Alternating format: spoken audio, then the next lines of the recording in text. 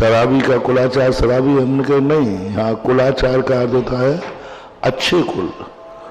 उच्च कुल में जन्म लेने वाला व्यक्ति किंचित मात्र भी धर्म न करे और कुलाचार का यदि पालन कर लेता है तो नियम से वो नरक और त्रियंश गति से बच सकता है, क्योंकि उच्च कुल का आचरण इतना अच्छा होता है कम से कम वो नरक गति से तो बचा ही लेगा, ऐसा होगा। इंजीनियर महेंद्र कुमार जैन झांसी से पूछते हैं, नमोस्तु गुरुदेव, धर्म और अध्यात्म में क्या अंतर है? धर्म एक व्यापक है, अध्यात्म उसकी एक इकाई है। अध्यात्म एक वह वस्तु है जो हमारे लक्ष्य रूप में रहती है। अध्यात्म एक प्रकार का होता है, धर्म अनेक प्रकार के होते हैं। धर्म का अर्थ होता है नेचर और अध्यात्म का अर्थ है कि अपने अध्यात्म में आकर के लीन हो जाना अपने स्वभाव में। और धर्म जो है व्यवहार धर्म भी होता है, निश्चय धर्म भी होता है, भूखे को रोटी खिलाना भी धर्म है, एक कीड़े को बचाना भी धर्म है। तो धर्म के अनेक रूप होते हैं और अध्यात्म एक रूप में होता है, समस्त विकल्पों को छोड़कर अपने आत्मा के स्वभाव को में स्थिर हो जाना, वही अध्यात्म कहलाता। अर्पिता जैन थांदला से पूछती हैं, नमस्ते महाराज जी, आपके द्वारा एक उदाहरण दिया गया था कि चोर के द्वारा बार बार पूरी तरह लुट जाने के बाद भी वह व्यक्ति कभी निर्धन नहीं हुआ और चोर कभी अमीर नहीं हुआ। इस विवक्षा के पीछे आगम का गूढ़ रहस्य क्या है? गूढ़ रहस्य है कि चोरी करने वाला पुण्य का क्षय कर रहा है और पाप का बंद कर रहा है। लुटने वाला व्यक्ति पुण्य को संग्रह कर रहा है, क्योंकि वो लुट रहा है। लुटने के बावजूद भी अपना अभी धर्म से डिगा नहीं। चोर की संगति में आकर चोर नहीं बना, साहूकार बना रहा, तो यही तो उसका कुलाचार है। यही तो उसने कुल का आचरण किया कि कितने लूटो, हम फिर इसी रास्ते से जाकर के पुनः धनवान बन जाएंगे। तो अध्यात्म ये कहता है, महावीर स्वामी ने यही तो कहा श्रमण से, कोई तुम्हें मारे तो मर जाओ, मरने में कोई बाधा नहीं, क्योंकि वध एक परिचय है, उपसर्ग तुम्हारे लिए कल्याणकारी है। कितने मुनिराजों पर उपसर्ग हुआ, मरण को प्राप्त हो गए। वो चाहे थे तो प्रतिकार कर सकते थे, लेकिन उन्होंने नहीं किया और सामने वाले को मारने का भाव भी नहीं किया।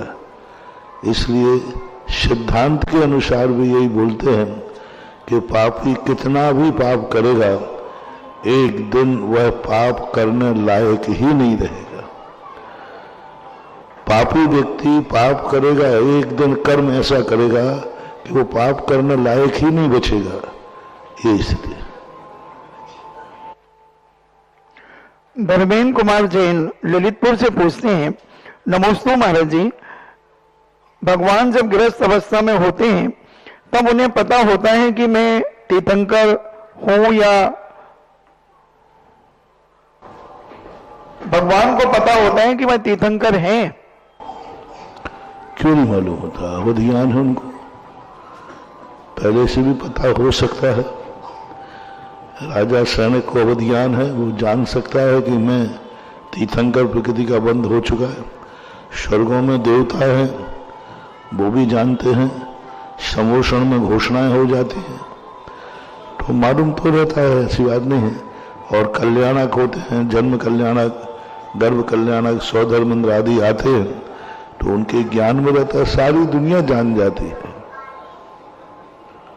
राजीव जैन अमरपाटन से शिवरात्रि पूछते हैं, नमोस्तु महाराज जी, आचार्य भगवान कुन कुन स्वामी ने अष्टपाहुड़ में जिन लिंग उत्तम, मध्यम और जघन्य, ये 3 रूप बताए हैं, तो इसका आश्रय क्या है?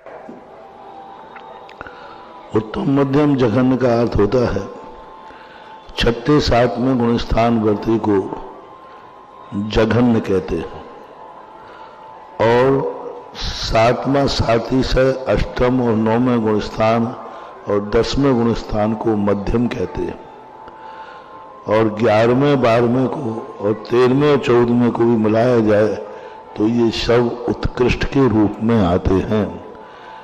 यूं मान लें कि शुद्ध उपयोग में जो 11वें 12वें है थाख्यात सारथ, वो उत्कृष्ट हैं, जो श्रेणी में हैं वो मध्यम हैं, और जो छठे सातवें गुण स्थान में झूल रहे हैं ये जघन्य भेद कहलाते हैं। और है जघन्य भेद का, कुंद भगवान ने 3 लिंग की अपेक्षा, तो एक मुनि उत्तम लिंग, मध्यम लिंग में उत्कृष्ट श्रावक एलक क्षुल्लक, और जघन्य में आरिका को लिया है। कुंद भगवान ने गाथा दी जिन लिंग के, वो जो हमने पहले कहे थे वो मुनि के भेद हैं, उत्तम, मध्यम, जघन्य। लेकिन यदि जिन लिंग के भेद पूछते हो तो जिन लिंग में उत्तम लिंग हैं मुनि महाराज, आचार्य, उपाध्याय, साधु तीनों आएंगे, और मध्यम लिंग में उन्होंने उत्कृष्ट श्रावक को लिया एलक शुल्लक में, और जघन्य में अवर स्थान जो है आरिकाओं का तीसरा स्थान जिन लिंग में पूज्यवर कुंद स्वामी ने रखा हुआ है अष्टपाहुड़ के अंतर्गत। चंदा जैन आष्टा से पूछती है, नमोस्तु महाराज जी, श्री आदिनाथ जी, श्री बाहुबली जी, श्री अनंतवीर जी किस काल में उत्पन्न हुए और किस काल में मोक्ष गए? अब उनके काल का तो कौन कौन? बाहुबली और अनंतवीर। आदिनाथ, बाहुबली, अनंतवीर ये सब तृतीय काल में जन्म हुए, और मोक्ष भी इनका तृतीय काल में ही हुआ। आदिनाथ भगवान का मोक्ष भी तृतीय काल में ही हुआ। बाहुबली, भरत, इन सब के तृतीय काल में ही इनका जन्म, दीक्षा और मोक्ष सब कुछ उस समय हुआ।